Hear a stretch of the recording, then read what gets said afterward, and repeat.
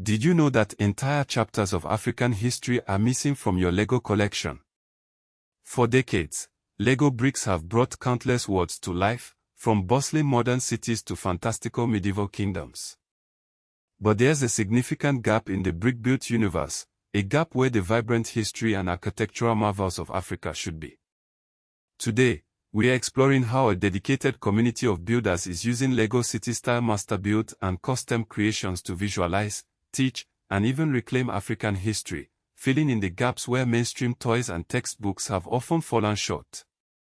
The Lego Group, founded in 1932 in Benin, Denmark, has long been associated with creativity and imagination.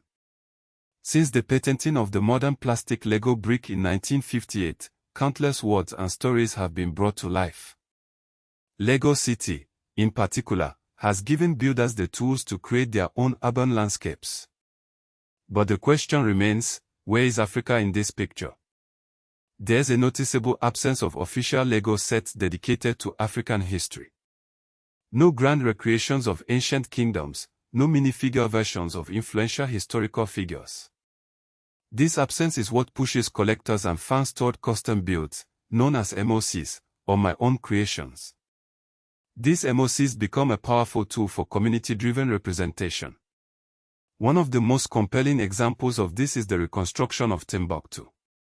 Flourishing between the 14th and 16th centuries, Timbuktu was a major center of trade, Islamic scholarship, and manuscript culture.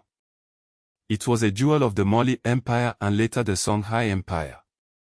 Imagine a Lego Timbuktu, its iconic mosques and libraries rising from a sea of tan bricks, depicting the city at its zenith. This isn't just about building with Lego. It's about visualizing a lost world. The same can be said for Great Zimbabwe, a civilization that thrived between the 11th and 15th centuries in present-day Zimbabwe. Known for its massive dry stone architecture, it was a major political and economic center, connected to Indian Ocean trade networks. A Lego Great Zimbabwe would stand as a testament to the ingenuity of its builders, showcasing the intricate details of its walls and towers, a miniature monument to African architectural prowess. Then there's the Kingdom of Congo, which formed around the late 14th century, spanning parts of present-day Angola, the Republic of the Congo, and the Democratic Republic of the Congo. Imagine recreating the bustling ports of this kingdom, showcasing the interactions with Portuguese traders from the late 15th century onward. The buildings, the ships, the minifigures representing the diverse populations all brought to life through Lego bricks.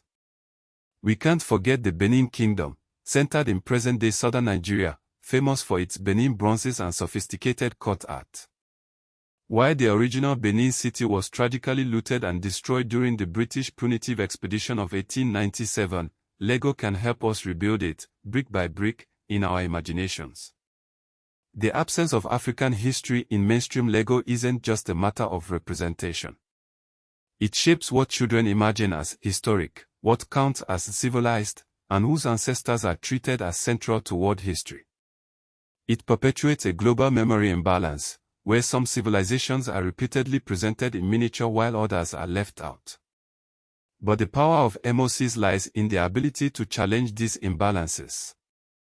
They allow independent builders to take control of the narrative, to reconstruct African cities, marketplaces, and royal compounds, giving them the visual representation they deserve. This is where the Lego City format becomes surprisingly powerful. Even though it's marketed as modern and fictional, its modular logic is perfect for recreating ancient cities, river systems, port cities, and world settlements. Builders are using these tools to reconstruct places like Great Zimbabwe, ancient Cairo, Timbuktu, Benin City, and the Swahili coastal cities like Mombasa and Stone Town, Zanzibar. This isn't just about building, it's about education. Hands-on reconstruction can make African history more accessible for children, classrooms, museums, and heritage centers. A Lego model of Great Zimbabwe, a Swahili coastal city, Benin City, or Timbuktu's libraries can teach more effectively than abstract descriptions alone. For African and diasporic audiences, these custom builds become more than just toys. They are an affirmation of ancestral achievement, visual counter-narratives to colonial stereotypes, tools for family storytelling, and bridges between heritage and modern creativity. In many modern African countries, heritage sites are becoming crucial cultural and tourism assets. From Great Zimbabwe in Zimbabwe to the Timbuktu manuscripts in Mali, these sites are central to national identity and economic development. Lego builds can play a vital role in promoting and preserving these sites for future generations. As Lego continues to evolve, it's crucial that African history is integrated into its official product lines. But even without official sets, the power of MOCs demonstrates the potential of Lego to tell diverse and important stories. It's a reminder that history isn't just written in books, it's built, brick by brick, in the imaginations of those who dare to dream of a more inclusive and representative world. These Lego builders are not just playing, they are reclaiming a narrative, piece by piece.